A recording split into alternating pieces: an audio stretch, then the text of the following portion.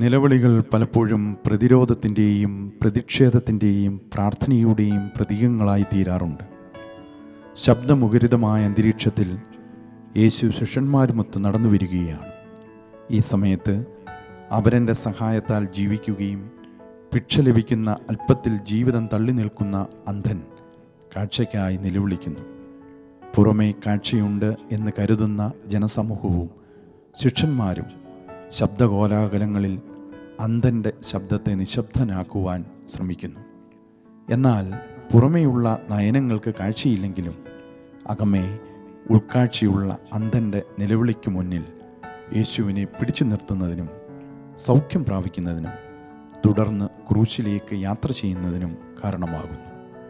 ഈ തപോദിനങ്ങളിലെ നമ്മുടെ നിലവിളികൾ ക്രിസ്തുവിൽ നിന്ന് സൗഖ്യം ലഭിക്കുന്നതിനും അനീതിയുടെ ഘടനകളോട് പ്രതിരോധം സൃഷ്ടിക്കുന്നതിനും ഇടയാകട്ടെ.